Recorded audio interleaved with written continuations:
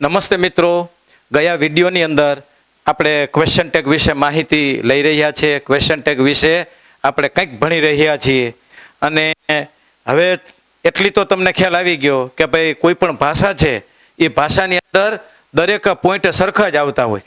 આપણે ગુજરાતીમાં પણ ખરું ને, સાચું કે નહીં, બરોબર ને, એ ગુજરાતીના question tag.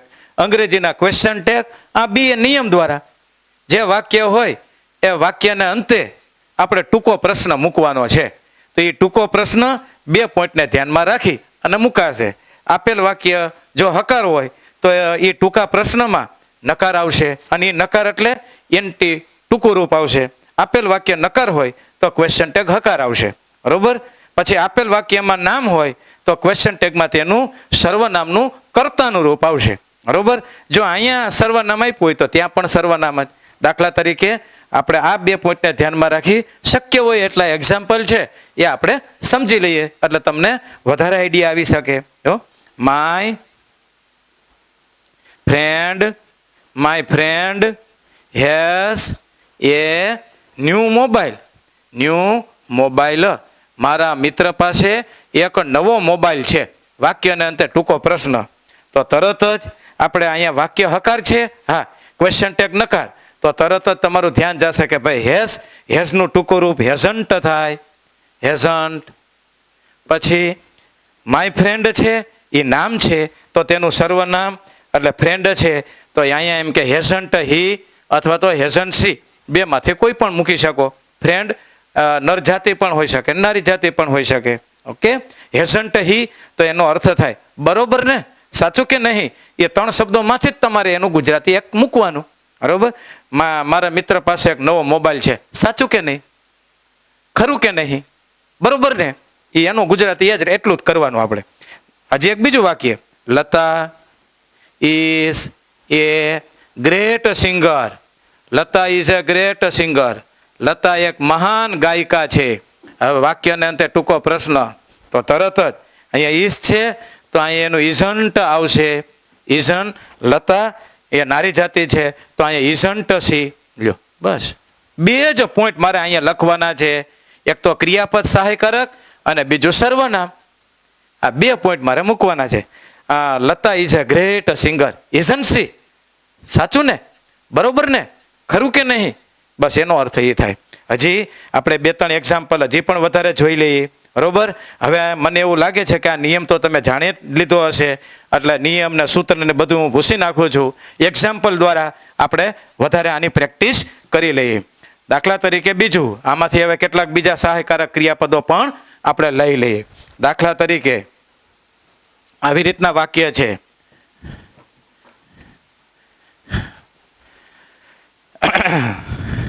The camel can run fast in the desert. ઊંટ ઝડપથી રણમાં દોડી શકે છે. તો તરત જ કેન હકાર રૂપ છે, હકાર વાક્ય છે તો અહીંયા કેનનું ટૂંકું રૂપ કાંટ થશે, કાંટ.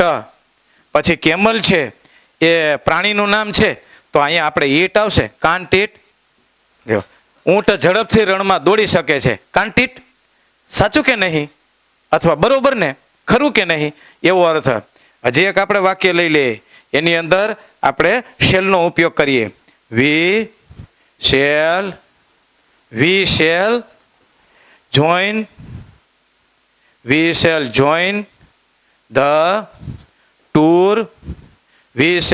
The tour of mount Abu. અમે માઉન્ટ આબુના પ્રવાસમાં જોડાઈશું. આપણે માઉન્ટ આબુના પ્રવાસમાં જોડાઈશું. તો તરત જ અહીંયા શેલ, તો શેલનું ક્વેશ્ચન ટેગ શાંત થાય છે તો અહીંયા શાંત. પછી અહીંયા વી છે એ કોઈ નામ નથી મિત્રો, વી છે એ સર્વનામ છે તો સર્વનામનું સર્વનામ જ આવે, શાંત વી. જો શાંત વીનો અર્થ થાય છે, બરોબર ને, બરોબર. એકાદું એક્ઝામ્પલ આપણે હકારનું પણ લઈ લઈએ. જો you may not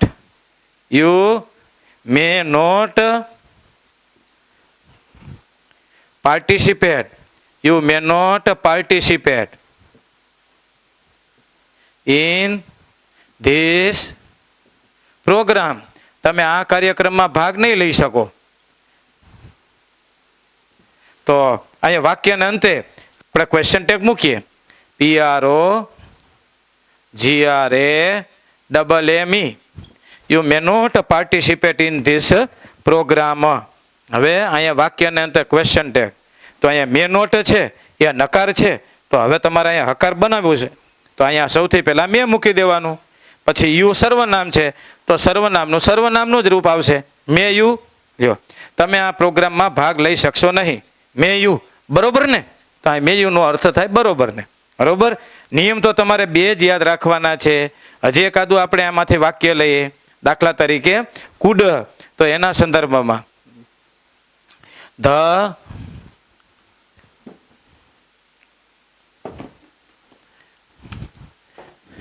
some children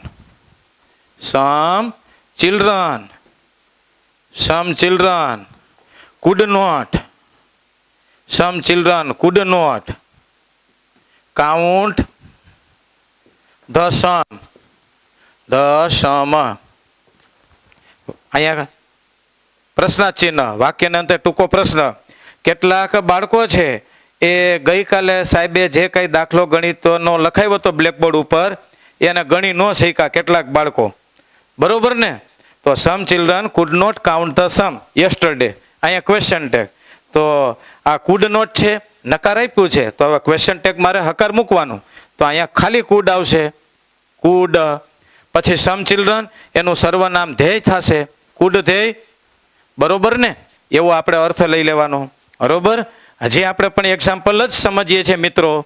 તો એક્ઝામ્પલની અંદર હજી બીજા કેટલાક આપણે શબ્દો ખાસ જે અગત્યના છે એ પણ ચેક કરી લઈએ.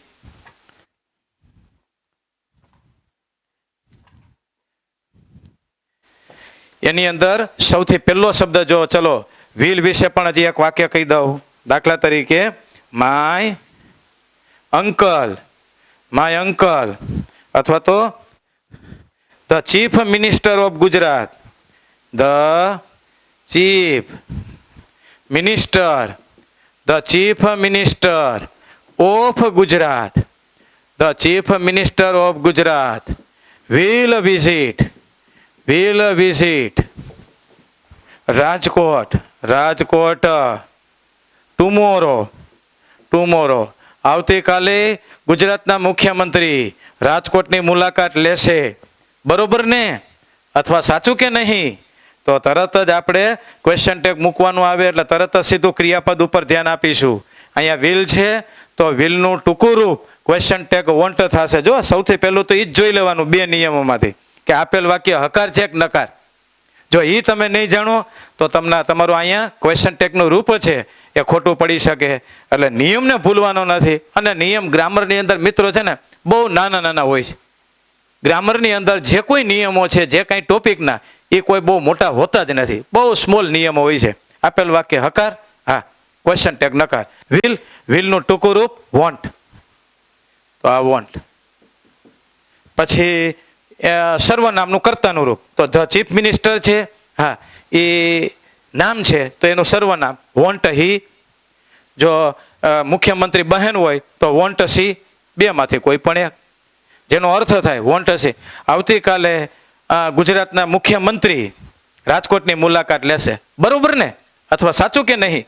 આ વોન્ટ હી એટલે એનો ગુજરાતી અર્થ થાય સાચું કે નહીં, અથવા બરોબર ને, અથવા ખરું ને. લ્યો, આ ખરું ને, બરોબર ને, એનું આ ગુજરાતી આટલું થાય.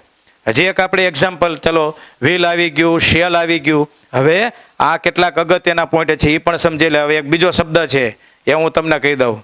દાખલા તરીકે ઘણી વખત તમને થાય કે સાહેબ હજી અહીંયા એમનું તમે કાંઈ ન શીખડાયું, તો એ પણ માહિતી આપી જ દઉં એક્ઝામ્પલ દ્વારા, એટલે તમારે વાત ક્લિયર થઈ જાય. જેટલા અઘરા પોઈન્ટ છે એને આપણે એક્ઝામ્પલથી જ આપણે સમજી લેવાના.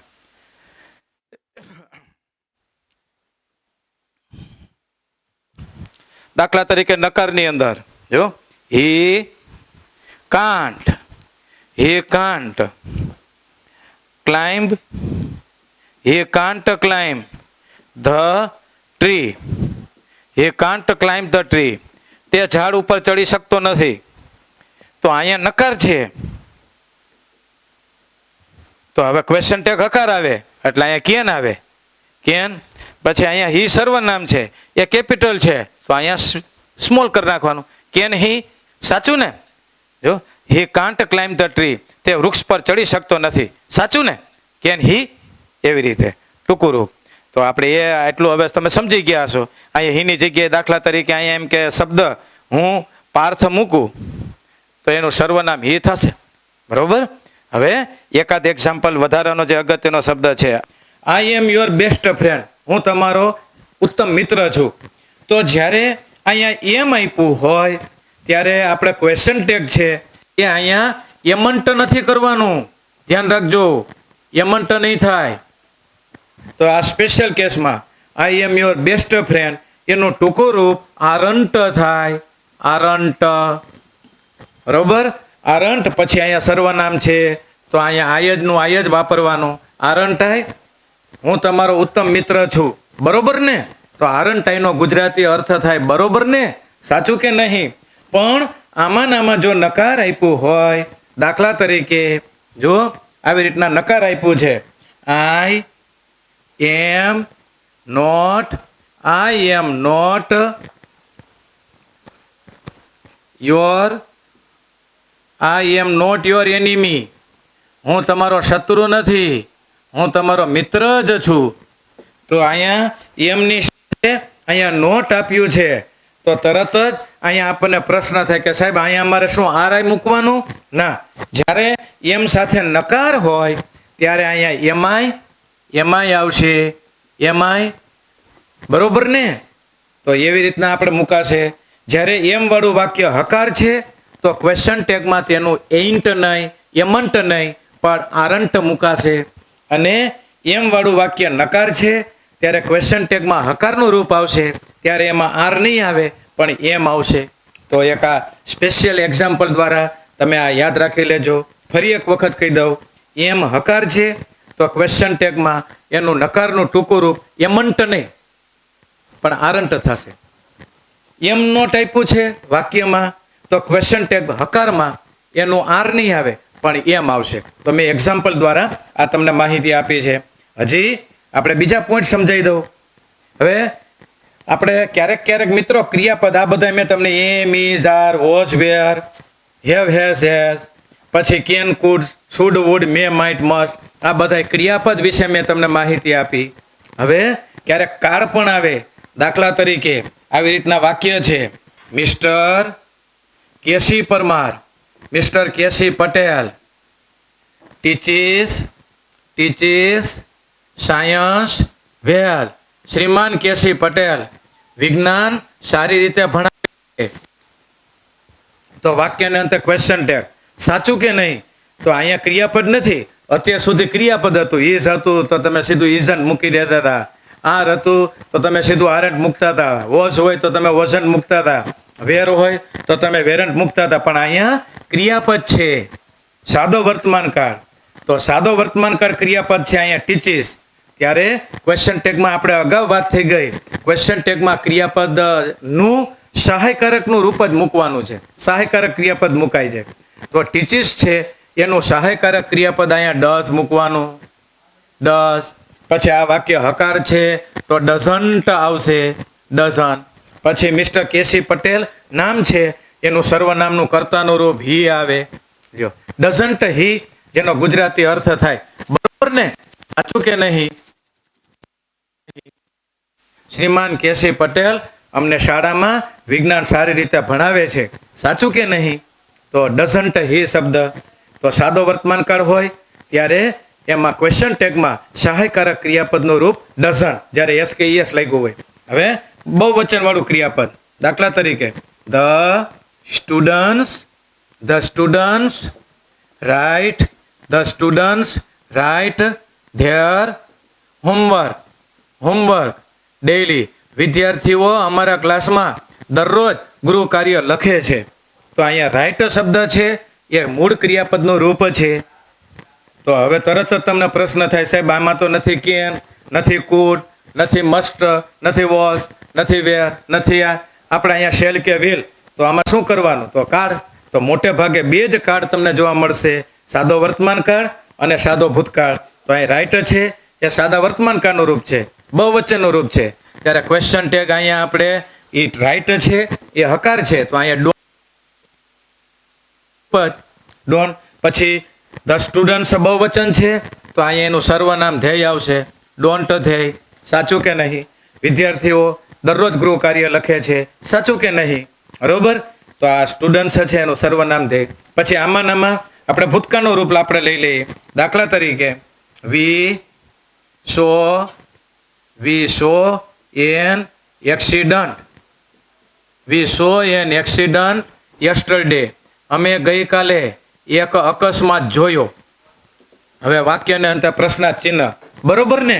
તો અહીંયા આપણે વી છે તો આ ઈ કર્તાનું રૂપ જ છે, તો અહીંયા વી નું વી જ રાખવાનું. કેપિટલ અક્ષર હોય તો નાનો કરવાનો. પછી આ સો છે એ ભૂતકાળનું રૂપ છે, તો ભૂતકાળ છે ત્યારે અહીંયા આપણે ડીડન્ટ શબ્દ વાપરવાનો. ડીડન્ટ વી, બરોબર ને? એવો અર્થ. સાચું કે નહીં? વી saw an accident yesterday. Didn't વી, અમે ગઈકાલે એક અકસ્માત જોયો, બરોબર ને? સાચું કે નહીં? તો વર્તમાન કાળ છે ત્યારે ડઝન્ટ અથવા ડોન્ટ આવશે, ભૂતકાળ છે ત્યારે ડીડન્ટ આવશે. પછી આમાં આપેલ વાક્ય નકાર છે. દાખલા તરીકે એ પણ જોઈ લઈએ આપણે. જો my brother does not study. My brother does not study અથવા તો ડઝન્ટ સ્ટડી, બે માંથી કોઈ પણ. ડઝન્ટ સ્ટડી વેલ, મારો નાનો ભાઈ છે એ બરોબર ભણતો નથી, થોડો આળસુ છે. હવે આ નકાર છે તો ક્વેશ્ચન ટેગ છે હકાર બને. તો એમાં આપણે સ્ટડી છે એને ધ્યાનમાં રાખીને, પણ ડઝન્ટને ધ્યાનમાં રાખીને. તો અહીંયા ડઝ નોટ નકાર છે તો અહીંયા ડઝ આવશે, ડઝ. પછી માય બ્રધર એ નામ છે તો એનો સર્વ, બરોબર ને? એવો અર્થ થયો, બરોબર. પછી આ ડઝન્ટ અહીંયા આપ્યું છે. પછી આવી રીતના ટૂંકું રૂપ પણ હોય, તો ટૂંકું રૂપ હોય તો પણ આપણે ખ્યાલ આવી જવો જોઈએ, બરોબર. હવે એક બીજું વાક્ય આપણે લઈ લઈએ. જો બોયઝ ડોન્ટ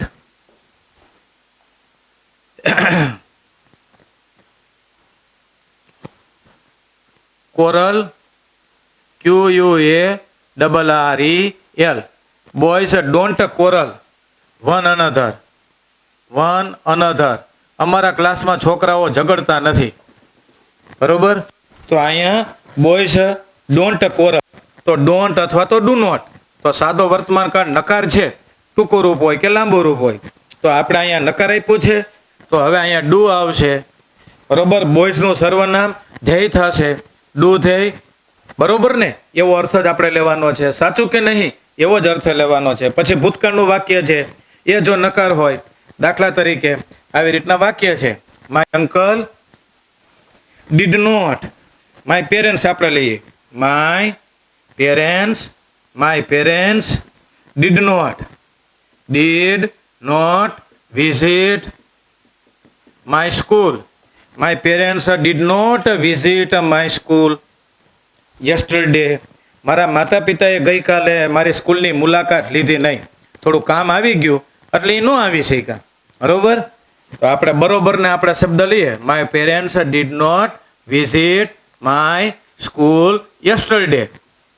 મારા માતા પિતાએ ગઈકાલે સ્કૂલની મુલાકાત લીધી નહીં. અહીંયા વાક્યને અંતે પ્રશ્નાર્થ ચિહ્ન. તો હવે આ નકાર વાક્ય છે તો ક્વેશ્ચન ટેગ હકાર બને. તો ત્યાં ડીડ નોટ એટલે ભૂતકાળ એટલે ડીડ આવશે. પછી માય પેરેન્ટ્સ એ નામ છે તો એનું સર્વનામ ડીડ ધ્યેય. મારા માતા પિતાએ ગઈકાલે સ્કૂલની મુલાકાત ન લીધી, સાચું ને? તો ડીડ ધ્યેય, બરોબર. તો આ આપણે કાળ જ્યારે આપ્યો હોય ત્યારે વર્તમાન કાળ હોય ત્યારે આપણે ડોન્ટ અથવા ડઝન્ટ, ભૂતકાળ હોય ત્યારે ડીડન્ટ આપણે શબ્દ આવશે. પછી નકાર રચના હોય અહીંયા અને આપણે હકાર મૂકવાનો હોય ત્યારે ડુ, ડઝ અને ડીડ મુકાશે, બરોબર. હવે બીજી કેટલીક ખાસ માહિતી કહી દો મિત્રો તમને ક્વેશ્ચન ટેગના સંદર્ભમાં, પછી તમારે કોઈ બીજું બુક વાંચવાની જરૂર જ ન પડે. કેવું બને? આજ્ઞાત વાક્ય આપ્યું હોય, આજ્ઞાત વાક્ય. દાખલા તરીકે આવી રીતના વાક્ય છે, don't waste your time. Don't waste your precious time, PRECIOUS, precious time. મિત્રો તમે તમારો કિંમતી સમય વેડફશો નહીં. તો આ આજ્ઞા છે બીજા પુરુષનું આજ્ઞા છે, બીજા પુરુષનું. તો બીજા પુરુષનું આજ્ઞા છે એટલે એમાં ક્રિયાપદથી શરૂઆત થાય, don't waste your precious time. તો એની અંદર સ્પેશિયલ કેસમાં બીજા પુરુષનું આજ્ઞાત વાક્ય હોય અને મારે એનું ક્વેશ્ચન ટેગ મૂકવાનું થાય ત્યારે આપણે વિલ યુનો જ ઉપયોગ કરવાનો, વિલ યુ. તો એક આ આપણે ખાસ ધ્યાન રાખજો, બીજા પુરુષનું આજ્ઞા. પછી એવી રીતના લેટ્સ વાળું વાક્ય છે, જો let's visit our library, LIBRARY. ચલો આપણે આપણી લાઇબ્રેરીની મુલાકાત લઈએ. હવે અહીંયા આપણને લેટ્સ વાળી રચના છે, એનું ક્વેશ્ચન ટેગ મૂકવાનું કીધું છે. તો તરત જ અહીંયા આપણે એમાં શેલનો ઉપયોગ કરવાનો, શેલ અને પછી વી. ત્યારે આપણે કોઈ વાક્ય હકાર કે નકાર એવું ધ્યાનમાં જ નહીં લઈએ. આ ખાસ ધ્યાન રાખી લ્યો. એટલે જ્યારે બીજા પુરુષનો આજ્ઞાત હોય પછી અહીંયા વાક્ય હકાર હોય કે નકાર, બરોબર, આજ્ઞાત વાક્ય હોય ત્યારે ક્વેશ્ચન ટેગમાં સ્પેશિયલ કેસમાં વિલ યુ ઓછું પૂછાય છે. પણ છતાંય આ એક વિશેષ માહિતી જ્યારે આપણે એ ટોપિકના સંદર્ભમાં કંઈક સ્ટડી કરતા હોય ત્યારે નાની મોટી બધી જ રચનાઓ છે એ આપણે ધ્યાનમાં લઈએ. જ્યારે લેટ્સવાળી રચના હોય ત્યારે આપણે વાક્ય પછી ગમે તે વાક્ય હોય, હકાર હોય, નકાર હોય, પણ એમાં ક્વેશ્ચન ટેગ શેલ બી આપણે વાપરીશું. તો આ એક વિશેષ માહિતી હતી ટોપિકના સંદર્ભમાં. હજી પણ એક બીજી માહિતી,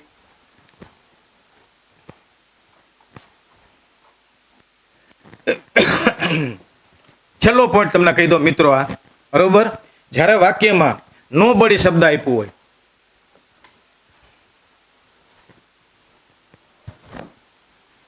nobody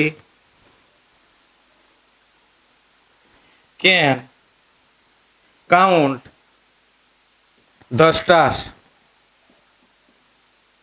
in the sky. આકાશમાંના તારા કોઈ ગણી શકતું નથી. તો આ વાક્ય છે એ નોબડી શબ્દ દ્વારા નકાર સૂચવે છે. તો અહીંયા નોબડી હોય, પછી નો વન હોય કે નન હોય, ન આ ન. જ્યારે વાક્યમાં નોબડી, નો વન કે નન હોય અને મારે ક્વેશ્ચન ટેગ મૂકવાનું થાય તો તરત જ સીધું અહીંયા સ્પેશિયલ કેસમાં ડુ અને અહીંયા કર્તા તરીકે ધ્યેય વાપરવું, ડુ ધ્યેય સ્પેશિયલ કેસમાં. આ યાદ રાખી લેજો, બરોબર. પછી એવી રીતે જો એવરીબડી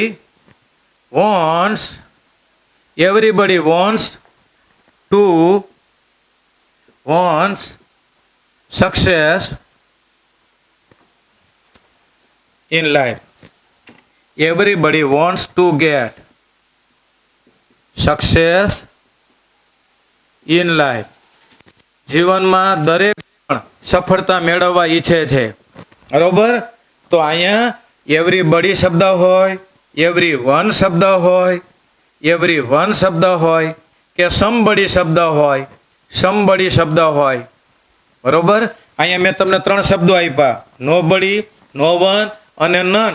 અને મારે ક્વેશ્ચન ટેગ મૂકવાનું થાય તો એ હકારમાં જ આવશે, કારણ કે નોબડીની અંદર નકારનો ભાવ આવી જાય છે, બરોબર. અને એનું ક્વેશ્ચન ટેગ ડુ ધ્યેય જ મૂકવાનું. પછી આપણે બીજું અહીંયા કેન આપ્યું છે તો ત્યાં આપણે એ ધ્યાનમાં નહીં લઈએ. આ કેટલાક એના અપવાદ છે.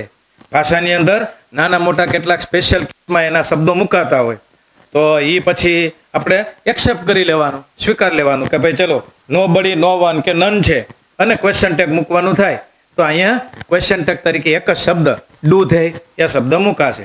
Nobody can count the stars in the sky, do ધ્યેય, સાચું ને, એવો અર્થ. નો વન વન્સ અનહેપીનેસ ઇન લાઈફ, જીવનમાં કોઈ દુઃખ ઈચ્છતું જ નથી તો ડુ ધ્યેય એમ જ આવશે. નન પછી food succeed in the exam, પરીક્ષામાં કોઈ સફળ ન થઈ શક્યું, ડુ ધ્યેય, બરોબર ને. પછી એવી રીતના everybody wants to get success in life, everyone wants to get success in life, somebody wants to get success in life.